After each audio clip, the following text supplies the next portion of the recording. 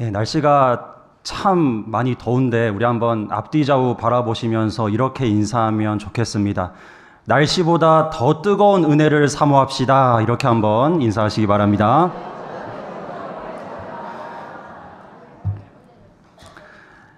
예, 제가 이제 예전에 섬기던 이 창원의 모 교회에 부임하던 그 시절의 이야기를 잠시 들려드리면서 오늘 이 설교의 문을 열고자 합니다.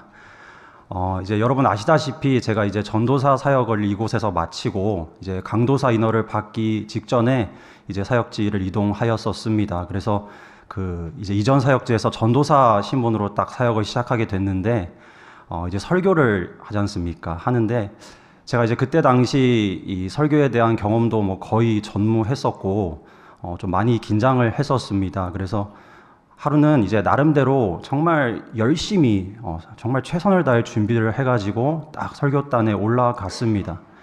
지금처럼 이렇게 딱 라이트가 저를 비추고 있고요. 앞에 계신 성도님들께서는 구전도사님 한번 설교 얼마나 잘하나 뭘 하나 한번 들어보자 하는 그런 표정으로 딱 앉아 계시더라고요. 그런데 불사 제가 올라와서 딱 보니까 분명히 제가 준비한 설교 이 원고는 8장인데 4장만 갖고 올라온 겁니다. 아무리 봐도 뒤에 4장이 없어요. 그래서 그 딱 보는 순간 머리에 5만 가지 생각이 다 드는 거죠. 그죠? 이거 어떡하지?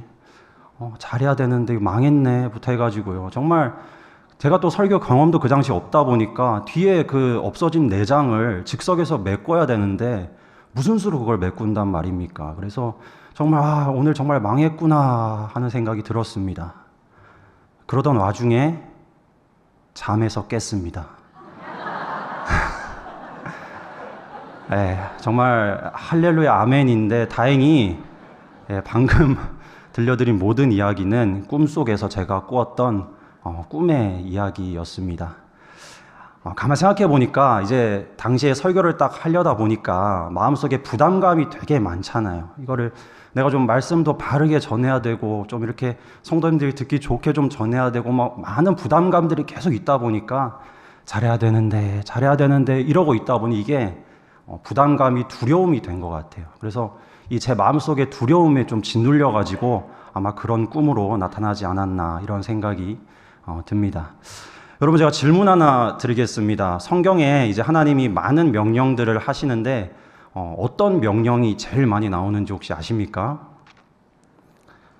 예, 놀랍게도 두려워하지 말라라는 이 명령이 성경에 제일 많이 나옵니다. 무려 366번 정도 이렇게 등장을 한다고 합니다.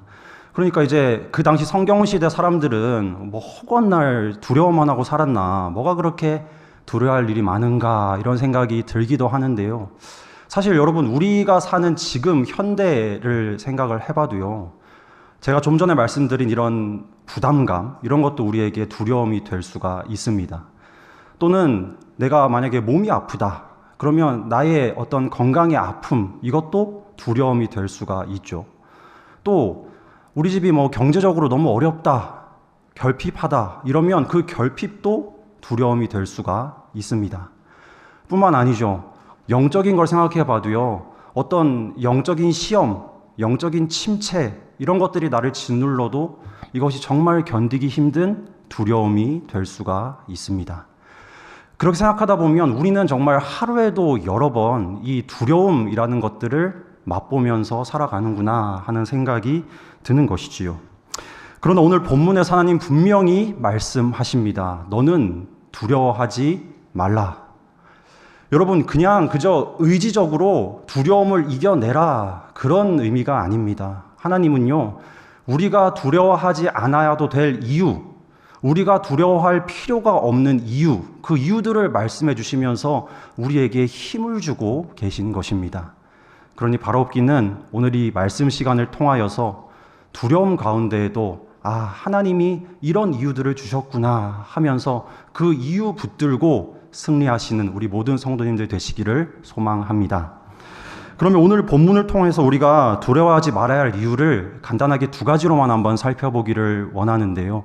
첫째로는 우리가 하나님의 소유이기 때문에 우리가 하나님의 소유이기 때문에 우리는 두려워할 필요가 없습니다. 본문 1절 말씀을 제가 다시 읽겠습니다. 야곱아, 너를 창조하신 여호와께서 지금 말씀하시느니라. 이스라엘아, 너를 지으신 이가 말씀하시느니라. 너는 두려워하지 말라. 내가 너를 구속하였고 내가 너를 지명하여 불렀나니 너는 내 것이라. 아멘. 지금 여러분 이스라엘 백성들, 구체적으로 유다 백성들인데 유다 백성들은 두려움에 떨 수밖에 없는 상황입니다. 왜냐하면 지금 이 배경이 바벨론 포로 그 시기가 배경이거든요. 이스라엘이 이렇게 포로로 끌려가는 지경에 어떻게 이르게 됩니까? 그들의 죄 때문에, 죄악상 때문에 하나님이 심판을 행하시는 것이죠. 주변의 강대국인 바벨론을 들어 사용하셔가지고요, 이스라엘을 치시고 황폐하게 하시고 멸망시키시고 모든 것을 폐허로 만드시고 급기야 백성들을 남의 나라 포로로 끌려가게 만드신 겁니다. 하지만 이런 상황 속에서도 하나님은요, 사랑하는 백성들이 다시 돌아와서 회복할 수 있는 길을 열어주십니다. 그래서 이스라엘을 짓누르고 있는 그 두려움 상황 속에서도 분명히 말씀하시는 거예요. 너를 지명하여 불렀나니 너는 내 것이라. 너는 내 것이라. 그러니 두려워하지 말아라. 사랑하는 성도 여러분, 여러분은 스스로가 하나님의 소유, 하나님의 것임을 믿으십니까? 하나님의 이 선언은 실로 엄청난 선언입니다. 한번 생각해 보십시오. 여러분, 요즘 전 세계 인구가 한 80억 명가량 된다고 하는데 지금 현재 사는 인구만 80억 명이잖아요. 지금까지 살아온, 하나님 태초 창조 이래 살아온 수많은 인류를 생각해 보면요, 뭐 수백억, 수천억, 정말 셀 수 없는 사람들이 살았습니다. 그리고 현재 80억, 그리고 앞으로 예수님 다시 오실 때까지 살아갈 미래의 인류 생각해 보면요, 정말 어마어마한, 셀 수 없는 많은 사람들이 살고 있는 거예요. 그 중에 나라는 한 사람 하나님이 콕 집어서 말씀하시는 겁니다. 너는 내 것이라. 내가 지명하여 너를 불렀다. 이렇게 말씀하시는 거예요. 부산광역시 서구 구민동에 사는 구민혁, 너를 내가 지명하여 불렀으니 너는 내 것이라. 이렇게 말씀하신다는 겁니다. 그렇다면 하나님이 이렇게 너는 내 것이라 단언하실 수 있는 이유가 어디에 있습니까? 조금 전 읽은 말씀대로 하나님이 나를 지으신 창조주이시기 때문입니다. 나를 만든 분이 하나님이시니까 나는 당연히 하나님의 것이지요. 나를 만드신 분이 하나님이시니까 나를 책임지시고 지켜주실 분 또한 당연히 하나님이신 것입니다. 그러니 우리가 두려워할 필요가 없는 거예요. 그런 하나님이 우리를 어떻게 바라보실까요? 오늘 본문 4절 말씀 한번 보십시오. 4절 제가 읽겠습니다. 네가 내 눈에 보배롭고 존귀하며 내가 너를 사랑하였은즉, 이렇게 말씀하십니다. 마치 모든 부모의 눈에는 어떤 자식이든 사랑스럽고 예뻐 보이는 것처럼요, 하나님이 우리를 딱 지으시고 보니까 너무나 보배롭고 존귀하고 사랑스러워 보이더라는 겁니다. 여러분, 우리 생각에는 감히 내가 스스로 하나님께 그런 사랑을 받을 만한 존재인가 하는 생각이 들죠. 하지만 말씀이 분명히 증거하고 있습니다. 내 눈에, 하나님 눈에 너는 보배롭고 존귀하다. 내가 너를 사랑한다. 이렇게 말씀하시는 거예요. 그러니 여러분, 우리는 더 이상 두려워할 필요가 없습니다. 이런 하나님이 나를 지명하여 딱 불러주셨는데, 이런 하나님이 나를 보배롭고 존귀하게 여기고 사랑해 주시는데 이 세상에 두려울 것이 무엇이 있겠습니까? 두려움에 사로잡힐 이유도, 두려움에 사로잡힐 필요도 없는 것입니다. 이를 기억하시면서 어떤 두려움이 엄습해온다 할지라도 그 두려움에 넘어지고 낙담하는 것이 아니라 나를 소유하신 그 하나님을 전적으로 신뢰하시면서 두려움을 넘어서시는 우리 모든 성도님들 되시기를 축복합니다. 다음으로 우리가 두려워하지 말아야 할 이유는 무엇입니까? 한 가지만 더 보길 원하는데요. 하나님이 우리와 함께 하시기 때문입니다. 간단하죠. 하나님이 우리와 함께 하시기 때문에 두려워할 이유가 없습니다. 2절 말씀 우리 한번 다 같이 한번 읽어볼까요? 시작. 내가 물 가운데로 지날 때에 내가 너와 함께 할 것이라. 강을 건널 때에 물이 너를 침몰하지 못할 것이며 네가 불 가운데로 지날 때에 타지도 아니할 것이요 불꽃이 너를 사르지도 못하리니. 아멘. 여러분, 말씀 잠시 띄어놔 주십시오. 말씀을 보니까 물 가운데로 지나가지 않는 것이 아닙니다, 여러분. 불 가운데로 지나가는 것이 않는 것이 아닙니다. 물 가운데로 지나가고요. 불 가운데로 지나갑니다. 그런데 그 주변의 물이 나를 침몰하지 못합니다. 그 주변의 불이 나를 사르지 못합니다. 왜냐하면 2절 초반부 무엇이라 말씀하십니까? 내가 너와 함께 할 것이라. 주님 지금 이렇게 말씀하고 계신 거예요. 이게 무슨 말씀입니까? 여러분, 예수 믿는다고 해서 어떤 어려운 일, 두려운 일 안 생기는 거 아니라는 겁니다. 예수님 잘 믿어도요, 얼마든지 삶에서 두려운 일들 많이 생깁니다. 실패하고 좌절하고 낙담하고 넘어지고요. 우리는 그런 일들 다 겪게 되어 있습니다. 하지만 그런 두려움들이 결코 나를 침몰하지 못한다라는 거예요. 왜냐하면 하나님이 함께 하시기 때문에, 하나님이 그런 나를 든든히 붙들고 계시기 때문에 얼마든지 우리는 불 가운데로 지나가고 물 가운데로 담대하게 지나갈 수 있더라라는 말씀이죠. 여러분, 그렇다면 중요한 것은 이 두려움을 마주하는 우리들의 자세입니다. 사랑하는 성도 여러분, 한번 곰곰이 생각해 보십시오. 나의 삶에 두려움이 엄습할 때, 내가 침몰해감을 느낄 때 여러분의 시선은 어디를 향하고 계십니까?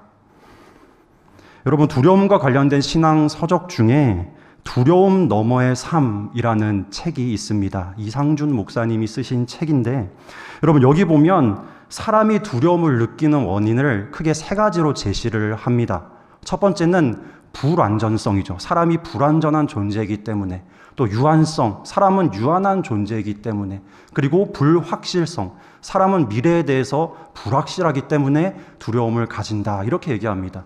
우리가 사회에서 두려움을 겪든, 가정에서 겪든, 개인적으로 겪든 그 모든 두려움은 이 3가지 이유에서 기인하더라라는 거예요. 그런데 이 책이 말하는 건 뭐냐면요, 사람이 이렇게 3가지 이유에 사로잡혀서 두려움을 느끼게 되면 계속해서 그 두려움에 침몰해 가더라라는 겁니다. 두려움이 점점 더 커지고요. 원래 문제는 요만큼인데 점점 커져가지고는 나중에는 우리 눈에 그 두려움밖에 안 보이더라라는 거예요. 여러분, 함께 하시는 하나님을 신뢰하고 하나님을 집중하면서 그 하나님만 붙들어야 하는데 정작 두려움이 너무 커지니까 우리 눈에 아무것도 안 보이게 되더라라는 말씀입니다. 사랑하는 성도 여러분, 하나님은 결코 우리를 두려움 중에 홀로 내버려 두지 않으십니다. 믿으십니까? 하나님은 우리와 어떤 상황 가운데에도 함께 하시는 분이십니다. 여러분, 우리 시편 23편 4절 유명한 고백도 있지 않습니까? 내가 사망의 음침한 골짜기로 다닐지라도 해를 두려워하지 않을 것은 주께서 나와 함께 하심이라. 여러분, 이를 믿으시고 두려움 중에 우리와 함께 하시는 하나님을 간절히 바라면서 그 하나님 만나시고 하나님의 역사심을 경험하는 성도님들 다 되시기를 진심으로 축복드립니다. 말씀 맺겠습니다. 지금 이 예배당을 나서는 그 순간부터 우리는 크고 작은 삶의 두려움들을 온몸으로 겪게 될 것입니다. 그때마다 기억하십시오. 하나님은 저와 여러분 한 명 한 명을 사랑하셔서 소유 삼아주시고 너는 내 것이라 내가 너를 지명하여 불렀다 말씀하신 분이십니다. 그리고 저와 여러분이 두려움의 터널을 건너는 모든 순간마다 늘 우리와 함께 해주시는 분이 바로 우리 하나님이십니다. 그렇기에 우리에게는 두려워할 어떤 이유도, 두려워할 어떤 그 필요도 없는 줄로 믿으시기를 바랍니다. 이를 마음속 깊이 새기시고 삶의 매 순간마다 하나님께 굳게 붙들리셔서 두려움이 아니라 승리와 환희가 넘치는 귀하고 복된 삶 다 살아가시는 우리 성도님들이 되시기를 주님의 이름으로 축복합니다.